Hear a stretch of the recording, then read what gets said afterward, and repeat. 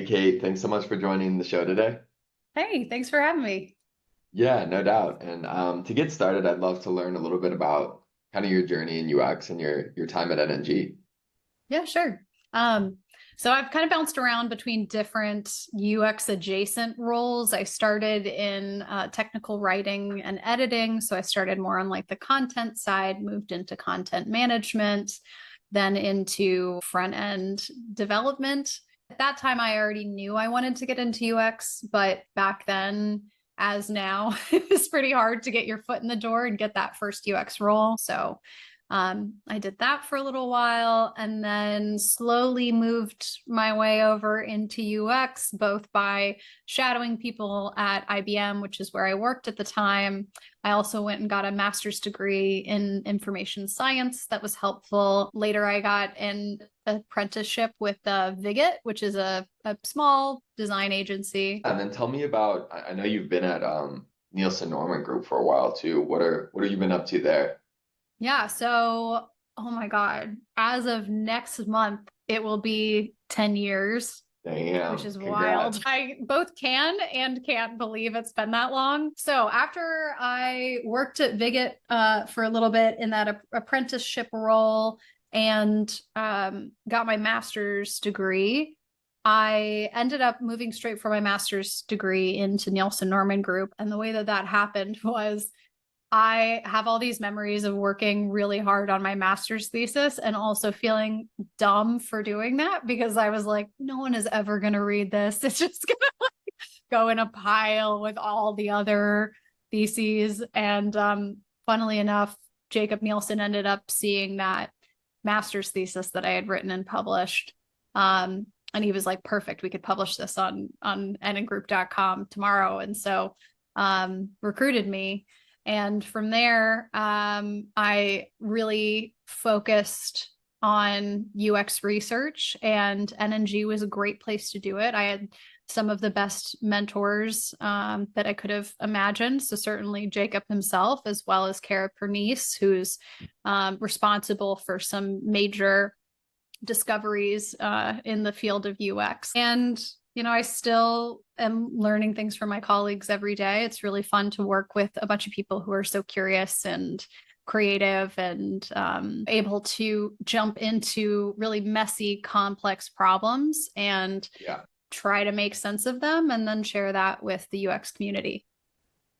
Yeah, no, I love that. I think one of the things like obviously AI, all that stuff, but I think like one of the things I really appreciate about NNG is you all have been on it since it's been out and it hasn't been the hype or the fear. It's been a pretty like pragmatic research based approach. So I don't always like talking about AI because I think there's a lot of hype there, but I Yeah. also think that you're definitely the appropriate person to bring it up with because of all the research you've done. So I think one of the questions I have is, cutting through the noise, where are you seeing AI being useful in the research or design process?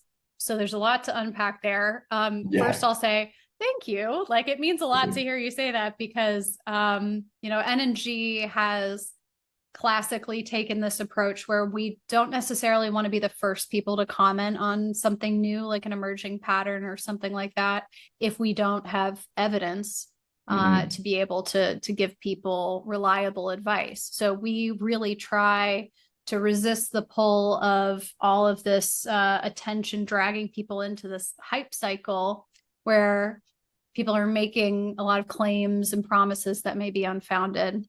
We really try to be pragmatic and take like a cautiously optimistic but still grounded and practical approach to AI. And so I've been really proud of our team for the way that they've done that since 2023. I think especially now that we're all coming down from the peak of the hype cycle, a lot of our positions were proven correct. So and I cannot take credit for that personally. That's the entire team at Nielsen Norman Group. So there's a lot of things we can talk about how like AI impacts our work from the things that we design that may or may not be AI integrated, AI driven, to how we integrate AI into our own workflows. Um, Yeah. and that has been another place where there has been so much hype and honestly a lot of lies.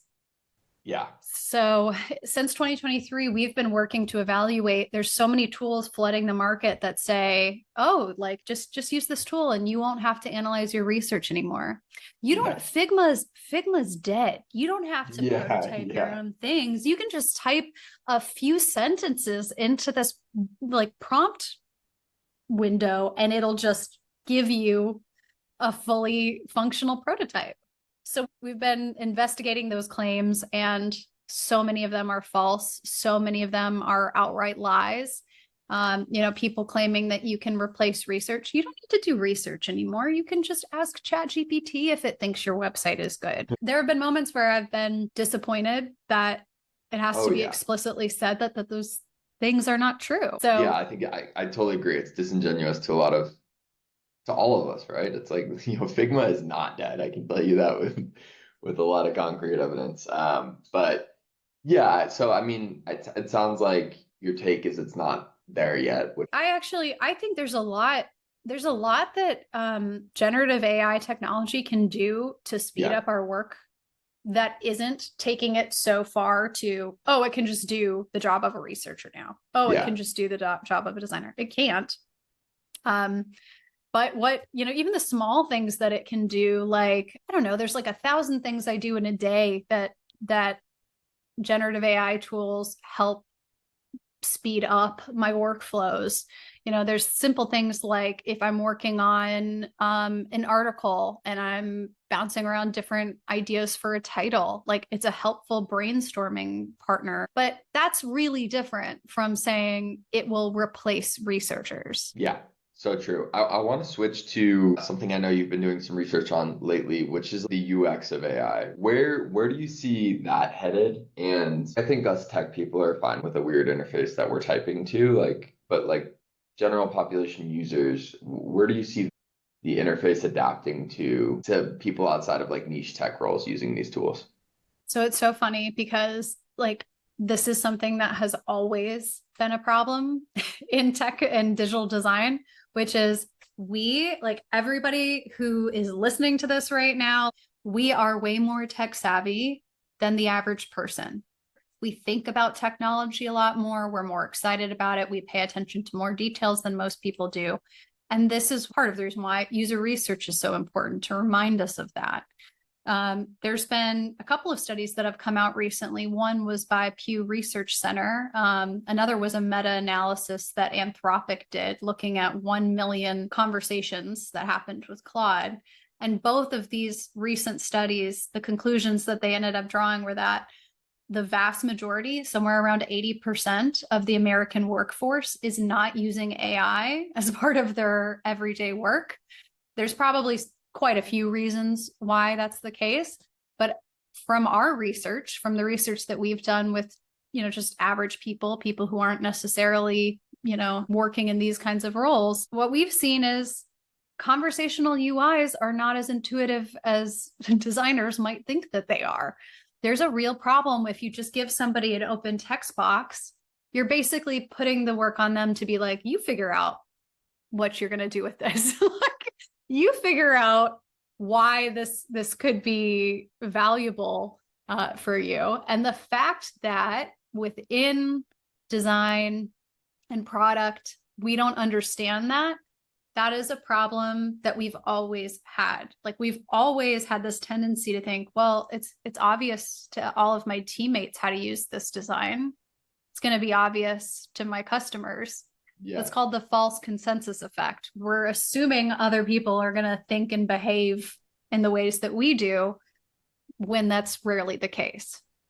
Yeah, a lot of bias in the current design of AI. Do you have any insight into what's the solution to that? A few things. We need to get back to the basics of design. We have to understand the people we're designing for. We have to identify a specific problem that this thing is going to solve, right? We don't want to just put AI in for its own sake.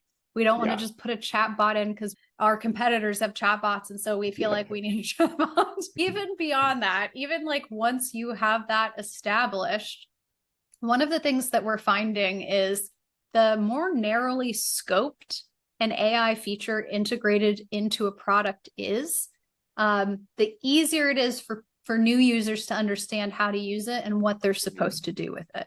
So, we can think about something like ChatGPT. That's what we call very broad scope AI. So Right. it's like whatever you can imagine, it's pretty open ended. You can use it for many, many, many different things. So that's very, very broad. On the other side of what we call the scope spectrum are very narrowly scoped features. So for example, if you are a premium user of Spotify, the Spotify mobile app has an AI playlist generator. So you can generate a playlist based on just a couple of words and then refine that playlist within the UI.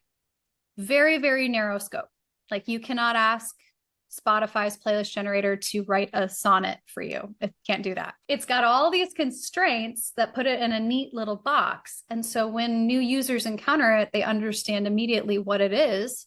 Yeah. And they don't have to think so hard about how they're going to prompt. They don't have to say to ChatGPT, imagine you're a playlist curator, and all of that additional context has to be provided through a text prompt. It's already provided because the designers did their job. They thought about what problem does this solve? Where does it make sense to include it within the UI? Let's keep it really narrowly scoped so that people aren't just left to imagine what they could possibly do with it. So that is actually applying design to AI versus just slapping AI into an interface. Let's switch gears though to our final topic, which I think you'll have a unique perspective on just from all the research NNG does. And it's a question I ask everyone who comes on is what advice do you have for designers entering the field today with everything changing? If you are breaking into this field right now, it's a crazy time. I've been working in UX or adjacent to UX for almost 15 years now. And in that time, it's never stopped changing. It's always been really dynamic. That's part of what makes this type of work exciting and interesting. And in some ways, we kind of can't stay stagnant. We've always had to adapt as technology changes. So, don't panic too much. There's a lot of predictions being made right now about what the future of design is going to be like. And, if we're about to see a big boom in design jobs, or if we're going to see everybody getting replaced by AI. And there's a lot of people out there making very confident predictions about those things. They don't really know. They're making educated guesses. So don't panic. Stay flexible. Recognize that this is a role that's going to require you to adapt constantly.